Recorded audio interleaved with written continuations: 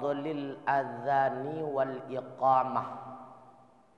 Ini bab menjelaskan keistimewaan azan dan iqamah. Coba kita baca kaitan dengan keistimewaan kepada muadzin, orang yang melakukan azan.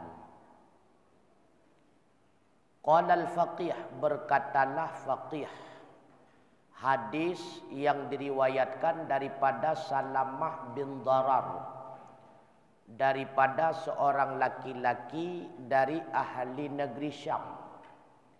Qala, berkata ia, jaa rajulun, datanglah seorang laki-laki ila Nabi sallallahu alaihi wasallam, kepada Nabi sallallahu alaihi wasallam.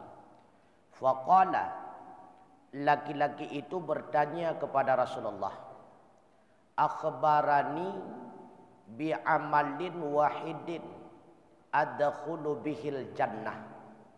Beritahukan olehmu akan daku ya Rasulullah dengan satu amalan yang dapat memasukkan diriku dengannya akan syurga. Ya Rasulullah, coba engkau beritahukan kepadaku amalan apa? Hanya dengan melakukan amalan tersebut, saya pasti menjadi penghuni syurga. Qala, Rasulullah menjawab, kun muadzina qaumika yajma'u bika salatahum. Jadilah engkau itu seorang muadzin kaum engkau yang menghimpun mereka dengan sebab engkau akan salat mereka. Amal ibadah yang satu-satunya dapat memasukkan kita dalam syurga, kata Rasulullah, jadilah engkau itu sebagai muadzin, orang yang senantiasa mengumandangkan adzan, yang dengan sebab engkau adzan berhimpunlah manusia untuk melaksanakan jamaah. Kemudian qala, pemuda itu bertanya kembali, ya Rasulullah, illam atiq, jika saya tidak mampu adzan ya Rasulullah. Qala, Rasulullah menjawab, kun imama qaumika yaqimu bika salatahum. Jadilah engkau itu sebagai imam kaum engkau yang berdiri mereka dengan sebab engkau akan salat mereka. Apabila engkau tidak sanggup menjadi muadzin, maka jadilah engkau itu sebagai imam salat. Qala, pemuda itu kembali bertanya, fa illam atiq, maka jika aku tidak mampu ya Rasulullah. Qala, Rasulullah menjawab, fa alaika bisafil awal, maka lazimkan dirimu dengan saf yang pertama. Maka ketiga-tiga amalan itu apabila salah satunya kita kerjakan menjadi tiket kepada kita langsung masuk surga. Yang pertama muadzin. Maka muadzin itu orang yang termulia di sisi Allah. Tidak mampu kita menjadi muadzin sebagai imam. Menyemegrib dengan insya mungkin han layak karena sudah hanagot. Kaki imam lehu ngasa na todingo. Pokoknya menjadi imam. Imam pihan mampu ya Rasulullah. Menyasidrau alhamdulillah asai kaike mutatot ya Rasulullah. Pilihlah engkau menjadi makmum pada saf yang pertama. Maka gayo merepah-repah saf pertama. Kan pertama ralikau. Pertama rat ke gadu. Nyan dengan gayo merepah-repah. Yang baik ilikut ibu. Nyan tabi kepada kesempatan orang yang mampu.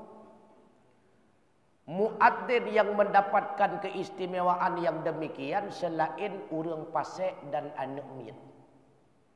Maka anak kecil yang azan hukumnya makruh. Baik azan Jumat ataupun azan yang lain, makruh hukumnya. Karena anak kecil disamakan dengan orang yang fasik. Sedangkan tujuan daripada azan i'lam, memberitahu bahwa sudah masuk waktu salat. Makanya azan anak kecil yang belum balik, begitu pula orang yang fasik, hukumnya makruh. Begitu pula makruh hukumnya satu orang, dia yang menjadi muadzin, dia pula menjadi imam, itu pun hukumnya makruh. Berbeda dengan iqamah. Kemudian diriwayatkan oleh Waqi' daripada Abdullah bin Walid, daripada Muhammad bin Nafi', daripada Sayyidatina Aisyah radhiyallahu anha. Qala, diturunkan ini ayat berkenaan dengan mengutamakan si muadzin, yaitu ayat wa man ahsana qaulan mimman da'a ilallah wa amala salihah. Dan siapa saja yang sangat memperbagus nisbah ucapannya daripada orang yang menyeru ia kepada menghadap Allah dan beramal saleh. Artinya tidak ada yang lain orang yang paling baik ucapannya melainkan muadzin. Karena muadzin menyeru orang untuk menghadap Allah, yaitu untuk salat wajib, dan menyuruh orang untuk beramal yang saleh, yaitu untuk melakukan sunnah rawatib. Jadi tujuan azan dua. Yang pertama memanggil orang untuk mendirikan jamaah salat wajib. Yang kedua memanggil orang untuk melaksanakan sunnah, yaitu sunnah rawatib. Maka ada panggilan ataupun ucapan yang lain yang lebih mulia daripada ucapan muadzin? Tidak ada. Begitu pula di dalam hadis yang lainnya, riwayat daripada Qasim an Abi Umamah Al-Bahili radhiyallahu taala. Sesungguhnya Nabi sallallahu alaihi wasallam bersabda, "Yaghfiru lil muadzini mudda sautihi wa lahu mithlu ujri man shalla ma'ahu min ghairi ayyan kusa min ujurihim syai'un." Allah mengampuni si muadzin mudda sautihi, sejauh terdengar suaranya. Makanya lam adzan geyo meraya-raya su. Geyo peraya su. Jadi suaranya suara yang asli. Kon karena ipuput liangin dengan sebab na cerebong kon. Jadi sejauh terdengar suaranya, sejauh itulah dosanya diampuni oleh Allah. Berat jio terdengar suara, rayu ampunan dosa. Ubud terdengar suara, hana jio menurutnya. Walahu dan baginya muadzin mislu ajriman shalla ma'ahu, akan diberikan misil pahala orang yang salat bersamanya, daripada ketiadaan bahwa dikurangi daripada pahala-pahala mereka oleh sesuatu. Dumna rame urang semayang dengan sebab beliau itu menjadi muadzin. Sirtuh draw urang ikut jamaah, maka 100 bandingan pahala untuk muadzin.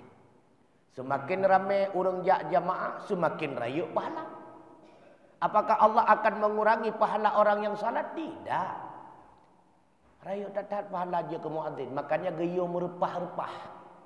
Sedangkan imam karena rayuk tanggungjawab.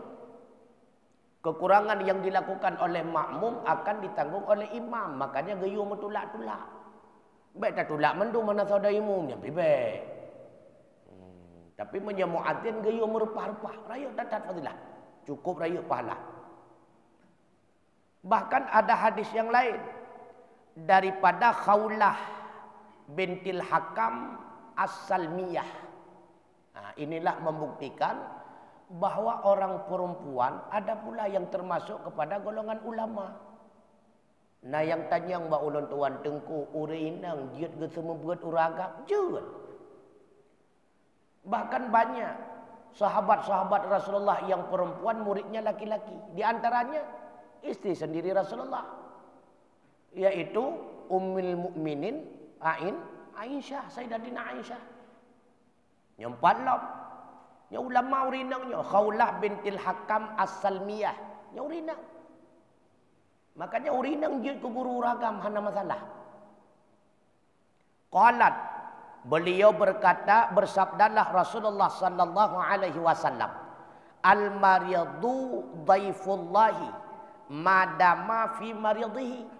Orang yang sakit itu tamu Allah selama dia itu berada di dalam sakitnya. Gebi penyakit kegetanya oleh Allah Ta'ala karena Allah ingin mengundang getanya menjadi tamunya. Maka orang sakit tamu Allah. Sehingga orang sakit itu termasuk orang yang dimuliakan Allah. Karena tamu itu mesti dimuliakan.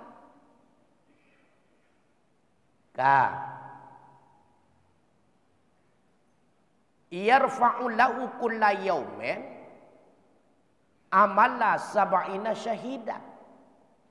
Allah akan mengangkat baginya setiap hari amalannya 70 nisbah orang syahid. Tadi sekali melakukan kebajikan bandingannya seperti 70 orang mati syahid.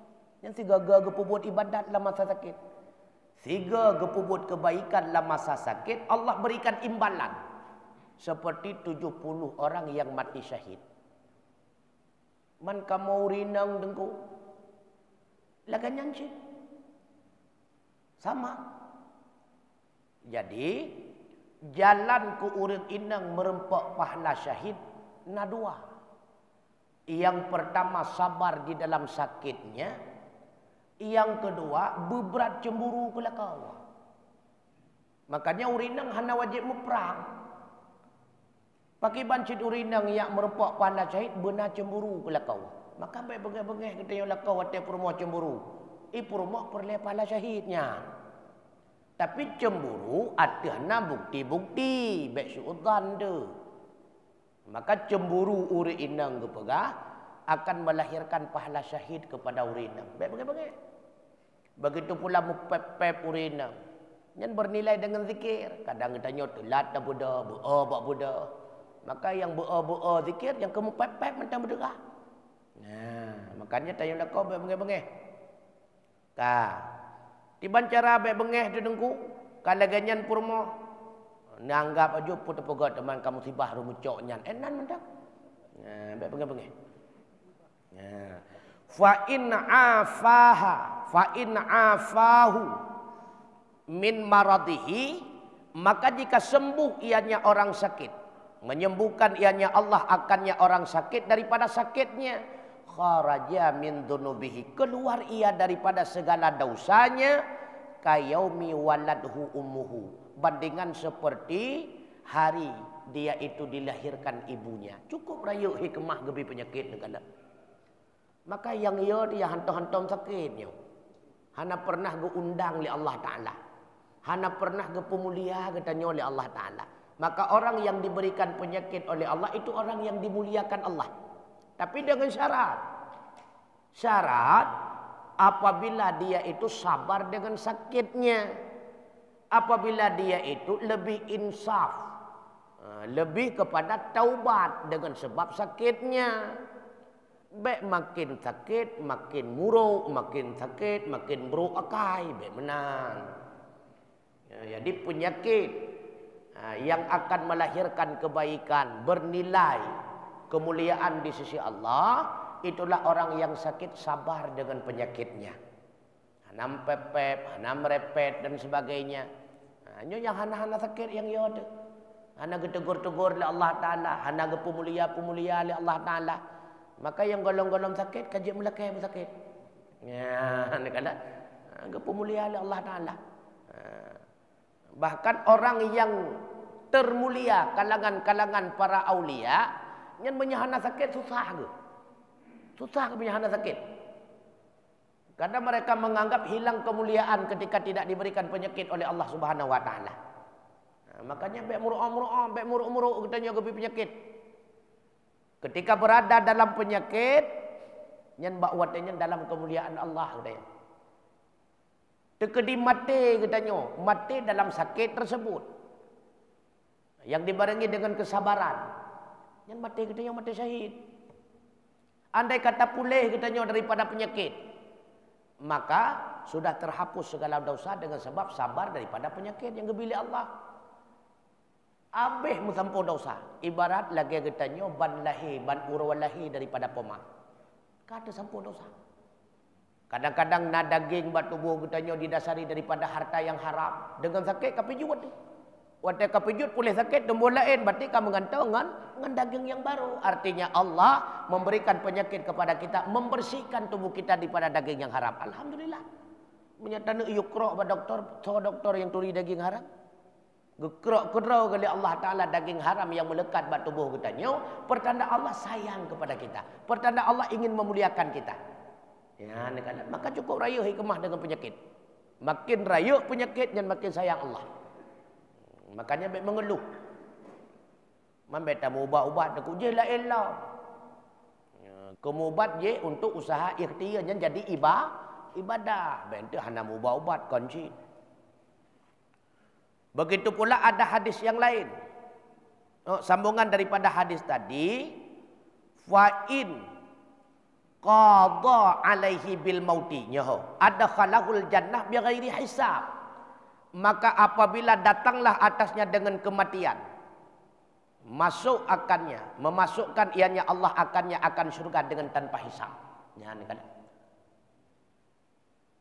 Sakit terhapus dosa, pulih, maka lagi lahir bak poma. Andai kata belinggai katanya dengan sakit tersebut, adkhalahul jannah, Allah akan memasukkan orang tersebut dalam surga bighairi hisab, dengan tanpa hisab.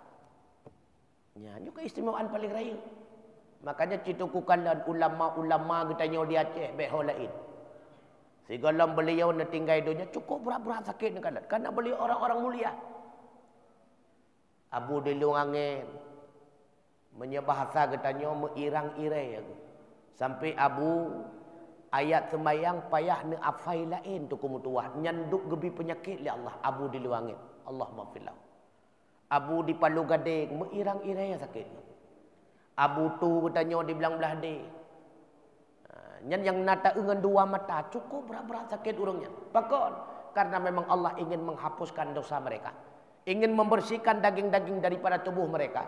Ingin membersihkan darah-darah mereka daripada hal-hal yang syubhat. Di awat dia kagebi penyakit, piju tinggal kulit ngentuliang. Maka baru nekalan gecok pulang oleh Allah Ta'ala karena sudah bersih daripada hal-hal yang haram. Sudah bersih tubuhnya daripada hal-hal yang syubhat. Baru gecok pulang oleh Allah Ta'ala. Nah abu-abu ulama katanya yang hana sakit. Mandu cukup berat-berat sakit. Makanya yang ia tu tengah dua tengah kengkem kehanjil tato babah kami ngainyan cukup ia tu. Nyan cukup ia tu. Berarti tanpa keistimewaan di sisi Allah terhadap katanya. Makanya si berat-berat penyakit adalah keba Allah berpampun dosa. Kemudian wal muadzinu, sedangkan muadzin itu huwa hajibullahi ta'ala. Dianya itu adalah hajib, petugas pintu keamanan Allah. Jadi muadzinnya ibarat lagi satpam. Ya, ni kala. Yu'tihi bikulli azana sawaba alfi nabiyyin. Allah akan memberikan kepadanya dengan tiap-tiap sekali azan akan pahala 1000 nabi. Tiga azan tu. Cukup istimewa muadzin. Nya baik le dengarnya kan repah mik untuk baik. Tanya mik lain mentang masjid lain. Jadi mulia datang dia ke muadzin. Wal imamu, menjadi imam wadirullah. Imam itu adalah menteri Allah. Wazir. Yu'tihi, Allah akan memberikan kepadanya imam bikulli salatin dengan tiap-tiap satu salat sawaba alfi sadiqin akan pahala 1000 orang-orang yang siddiq. Tiga menjadi imam.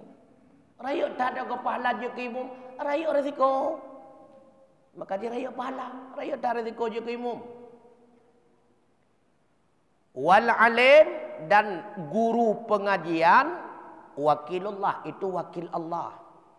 Yu'atihi memberikan akannya oleh Allah bikulli hadisin dengan tiap-tiap nasihatnya nuran yaumal qiyamah akan cahaya pada hari kiamat. Wa kataballahu lahu bikulli hadisin dan Allah akan menulis baginya dengan tiap-tiap satu nasihat ibadatu alfisanatin berupa imbalan seperti ibadah 1000 ibadah sunnah. Makanya menyenayang temannya sewagat tak semua buat ngan tak lakukan zikir lain-lain go tapi lebih istimewa semua buat. Sewagat tak dengar pengajian majlis taklim ngan tak ikut zikir sama-sama go tapi lebih go tak dengar pengajian. Pakon menang dikarenakan wal muta'allimuna orang yang mendengarkan pengajian, orang yang menuntut ilmu agama. Minar rijal baik itu laki-laki wan nisa ataupun perempuan hum khadamullah mereka itu dianggap khadam Allah, pembantu Allah. Fama jazaohum illal jannah maka tidak ada balasan yang pantas terhadap mereka melainkan syurga. Nyot tengah tabut lagi nyot tengku. Bah kebetulan melinggai dalam nebuat bulan asal syurga. Tawa daripada buat merempok pada syahid. Tapi tawa hino duk bak kedai kopi pegah berputuh bahaya terbuh hanali merempok. Kan wa buat wa bak kedai kopi. Makanya raya tak imbalan kurang buat tunggu. Dimanapun ada orang yang sedang ikut majlis taklim, maka para malaikat menghampar sayap-sayapnya. Cukup raya imbalan kurang buat. Yang taduk tak hino. Yang tengut mentang karena pahala. Menyana dengar raya ulam pahala. Nutu'ah berat lam. Ya, cukup raya pahala buat. Cukup raya. Makanya sewagat tak ikut zikir dengan pengajian. Hai mandu wagot. Tapi lebih god lam ikut pengajian. Karena zikir itu ibadah. Ibadah itu adalah perbuatan hamba. Sedangkan ilmu itu nurullah. Maka lebih istimewa ilmu. Karena yang diwarisi oleh para nabi dan rasul bukan harta. Melainkan yang diwarisi oleh mereka adalah ilmu. Makanya al-ulama warasatul anbiya. Ulamanya adalah urang cok pusaka bak nabi. Pusaka cok ilmu. Karena nabi hanya kebah harta. Maka pusaka yang terbaik itulah pusaka yang kita terima daripada nabi dan rasul.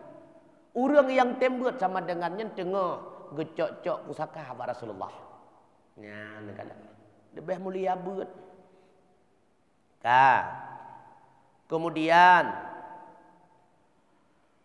kata faqih radhiyallahu an, qauluhu hajibullah ala wajhil misli. Di dalam hadis tadi yang dimaksudkan dengan petugas keamanan Allah itu adalah di atas wajah tamsil. Arti tamsil itu bahasa kinayah, kan asli. Maksudnya yakni yu'allimun nasa waqtat dukhul.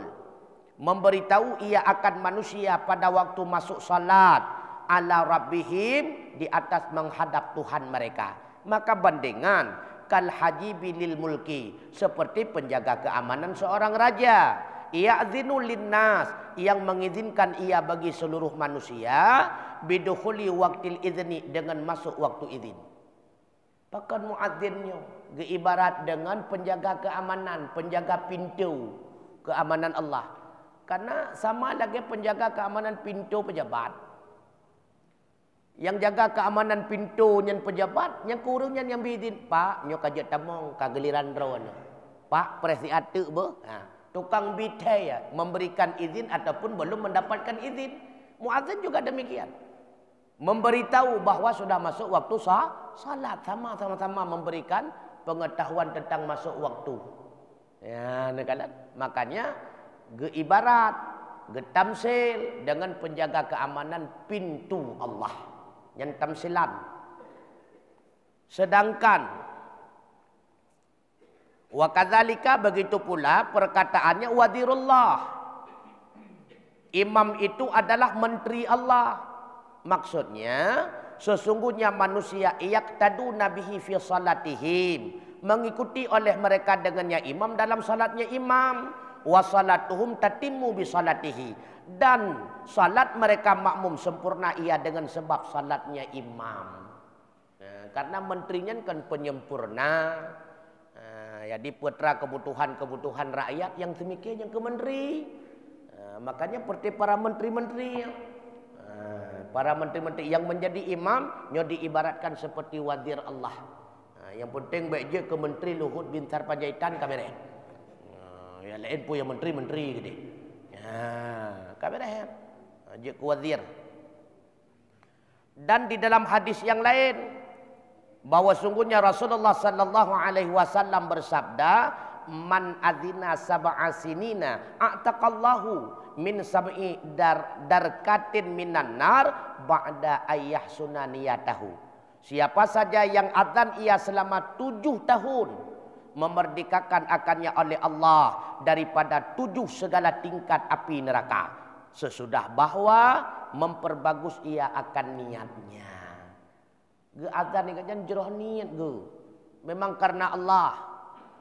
Kan karena hinan kerjanya nya jeun. Baik dengan tujuan kerja. Tadi tujuannya untuk ibadat.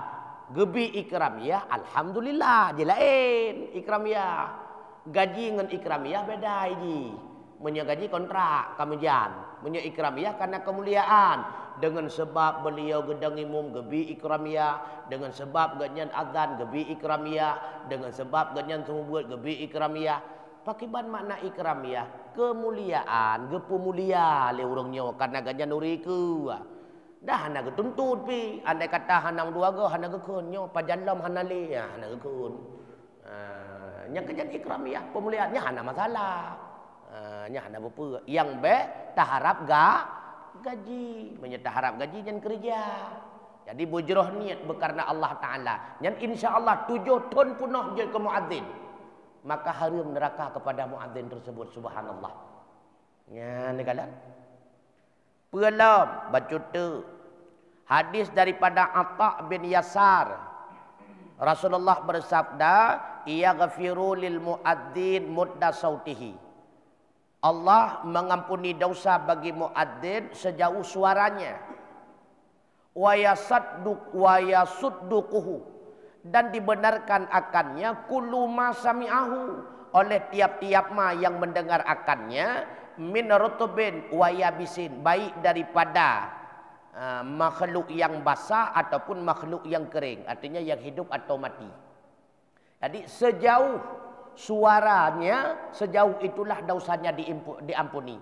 Yang maksudnya putra termasuk yang dengar azan tersebut puke idinga le makhluk hidup ataupun makhluk mati. Dah makhluk mati, batai ya, kaya ya, tanah, anau yang ganggap makhluk mati. Yang bandum-bandum binatang yang dimohon ampun kepada Allah. Ya, dimohon ampun terhadap muadzin tersebut.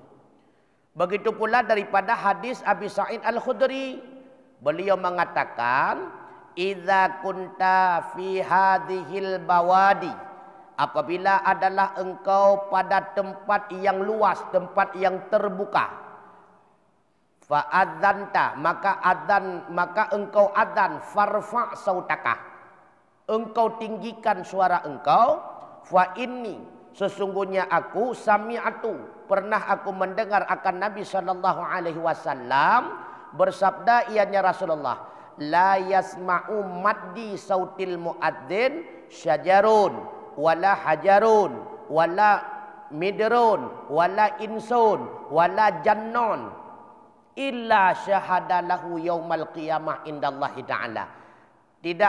Tidak mendengar sejauh suara si muadzin oleh pohon kayu, dan tidak pula oleh batuan, dan tidak pula oleh pasir, dan tidak pula oleh manusia, dan tidak pula oleh segala jin, melainkan mereka yang mendengar semua itu akan siap menjadi saksi baginya pada hari kiamat di sisi Allah Ta'ala.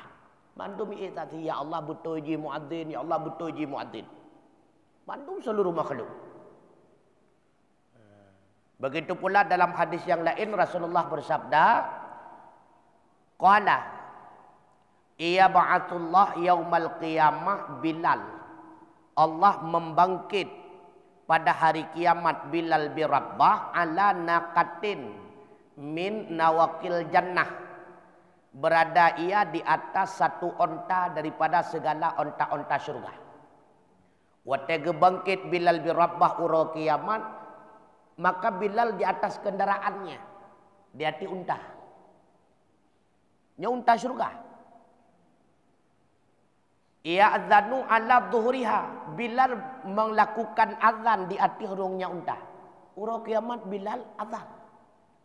Gazal li Bilal di hati hurung kendaraan tersebut. Fa idza qala, ketika Bilal mengucapkan kalimat asyhadu an la ilaha illallah wa asyhadu anna muhammadar rasulullah, bahwa tega ucap dua kalimat tersebut, nadharan nasu ba'dahum ila ba'din, memandang oleh manusia sebagian mereka kepada sebagian. Artinya semua manusia di padang mahsyar saling pandang memandang. Ketika mendengar kalimat asyhadu an la ilaha illallah wa asyhadu anna muhammadar rasulullah, saling pandang memandang. Hana ke tepu api, hana ke pekas sapu ika hana, kakak mekalang-kalang. Bahkan mekalang-kalang tingan tu. Kalimatnya yang kenyan kalimat pernah tadi ngoroje ketika muadzin melakukan azan dalam dunia. Sehingga faqalu, berkatalah semua orang-orang yang mukmin ketika itu, nashhadu ala misli ma tashhadu, kami bersaksi di atas seumpama apa yang engkau bersaksi wahai Bilal. Ingat, gesuutlah di seluruh manusia, wahai Bilal, kamu bersaksi sebagaimana engkau bersaksi terhadap yang demikian. Hatta yuwaffil mahsyara, sehingga tiba ianya Bilal akan mahsyar.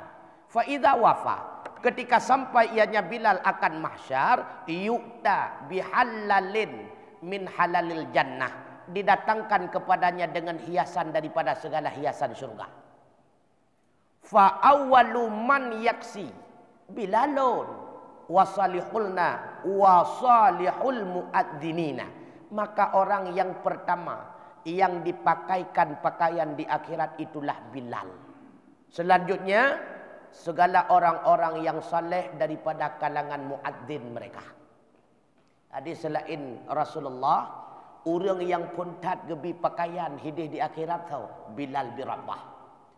Dia Bilal bin Rabah solat muadzin selanjutnya, termasuk muadzin di Masjid Jamiah. Ya, akan gebi pakaian. Itanya yang hana roh muadzin perahile giliran selanjutnya untuk mentang delun. Ya. Bahkan ada hadis daripada Abi Hurairah, yaqulu, bermula segala muadzin atwalun nasi a'nakan yaumal qiyamah. Itulah manusia yang paling panjang nisbah leher pada urau kiamat. Seluruh muadzin meri untuk urau kiamat. Karena urungnya lebih panjang takwa daripada manusia-manusia yang lain. Bahkan panjang takwa karena wategatan getari takwa. Makanya orang kiamat meri muadzin. Itanya yang hantar pernah azan tak dang-dang kenan malai kerawat tu. Karena pakon beda takwa itanya pendek uyup. Pakon panjang uyup ke dek muadzan tanda seot baik le pernah azan. Maka dia cikok menanda takwa tu. Meri muadzin panjang-panjang takwa menduk. Sehingga fa awwalu man yuqda lahu yaumal qiyamah asyhada ilaih.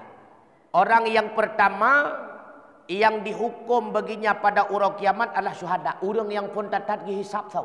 Itulah seperti urang syahid ilaih. Alanya wal muadzinuna, baru kemudian yang dihisab oleh Allah Taala seperti muadzin yang gepariksa.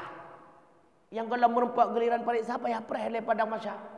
La urang su payah preh. Menyegetannya na tempat bernaung, alhamdulillah, na tempat bernaung. Maka yang menjadi tempat naungan di akhirat di padang mahsyar putra sedekah. Makin le tamu sedekah orangnya, makin luah, makin god, makin lagak tempat bernaung. Ubud sedekah menurutnya. Waktu terjak macam ni tadi on tribe kara putuh mungkin kertas koran lebih. Nah ketimbang anak. Jadi rayuk tempat naungan menurut sedekah. Ya hantam pernah bersedekah hana tempat naungan. Maka kejinau wana perle tempat bernaung di akhirat mudum suum nyo lawitnyo dak hana mo piu. Nyo suum lawitnyo. Ase hanayu menyaki pahangen te barosa kada peduk lelungkia. Hana pahli. Nyan suum ino landunya. Maka mudum suum ino landunya han mada kertas koran. Mana rencana ba kertas koran pada masya? Mana rencana ba tiak seribe-seribe. Obe nungku ilung belagak bangunan bumi hitrata. Maka sertu ribe. Ilung belagak lom bangunan bumewah. Jok terkah na leher tu memar tu. Baik madang on seribe. Makanya perle imbalan berayuk han madangan terkah ya ubud tunggu. Perle imbalan yang rayuk han madangan buat ya ubud. Dak landunya laganyan. Perle bikap engko ye nyan baik glang ne boy kem ko ye. Tapi menyu perle kawin ko ye anu sure dah boy ji. Nyak sesuai antara mata pancing, alinyan lampu kut umpun ngan pancing dan yang roh bawa ada pancing.